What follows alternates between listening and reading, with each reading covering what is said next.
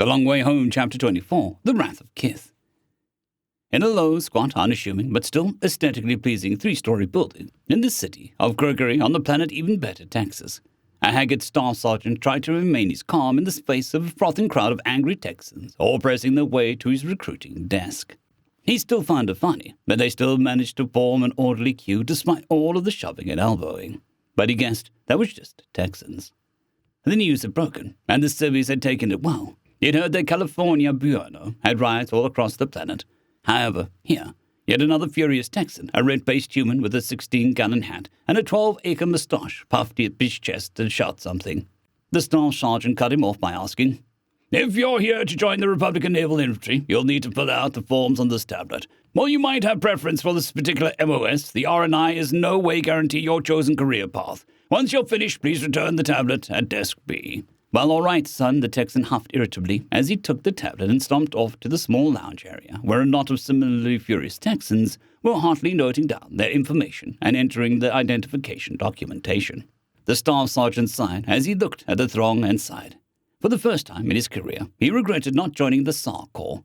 Lieutenant Ulysses Loverboy George put a hand on his shoulder as a particularly well-endowed, dark-skinned human woman approached the desk. "Take a break, bro," the man said to him, "and remember, we're back in fight in just 3 days. "Aye, sir," the staff sergeant said gratefully. He wondered just how Loverboy could keep his calm so well with his own family missing. He wanted to live up to that example. Captain Jonas P. Jock could feel the rage of the Theodore Roosevelt through the command chair. It matched his mood. For months, he was a man of controlled, focused, cold rage, and now he had an opportunity to cut loose. The pirates, the treacherous, thieving, slaving, kidnapping scum had been setting to somebody that used the damn grubs as weapons. He bore his fangs and laid back his floppy canine ears in a ferocious snarl and ordered, "I don't want to see that heap anymore." "Aye, sir," his weapons officer responded, and the heavy cruiser opened fire with all guns.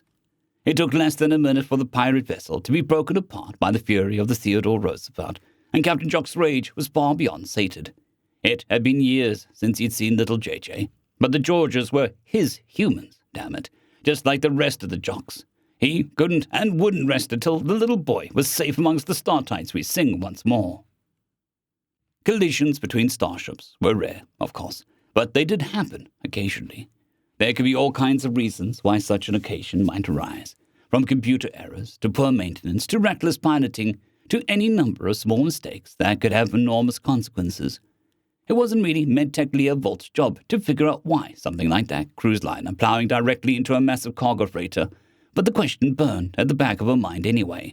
Right along where she wondered why Captain Marius Teeth-Skinned George got his focus from. MedTech Volt thought if even one of her cousins went missing, she'd lose her mind.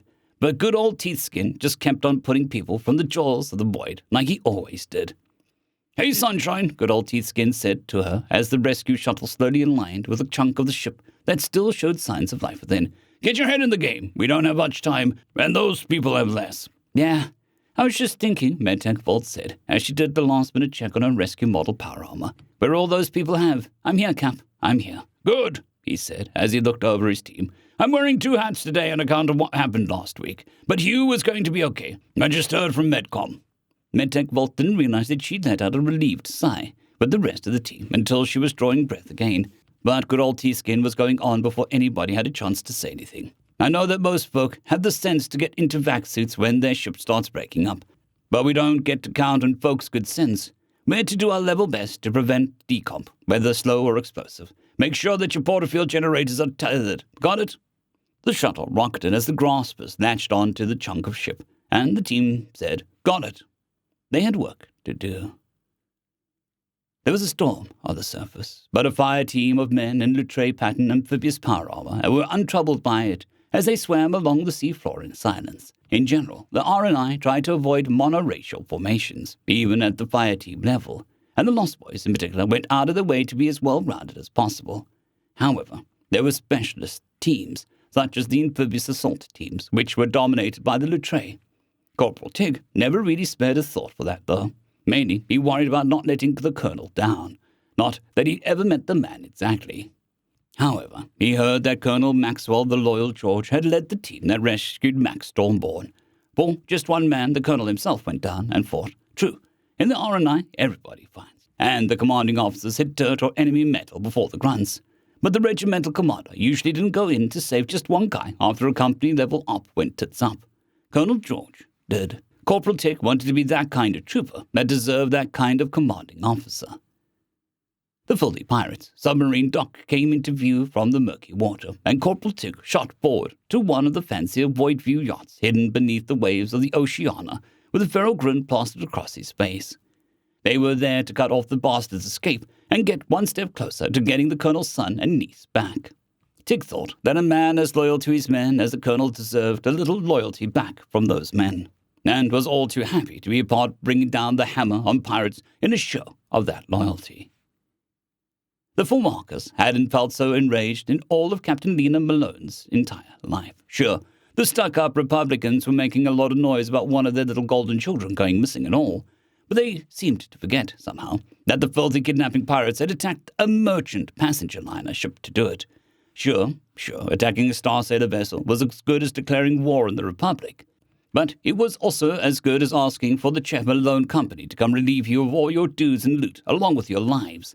She gritted her teeth and watched yet another hideous pirate abomination break apart under the guns of the four markers, since it wouldn't be enough until every missing child was found, and every last kidnapping whoreson was dead. Diplomatic relations were complicated. Protocols laid on regulations, laid on a deep sense of mutual honor, made for a complex relationship. Friendship was simple. Family was even more simple.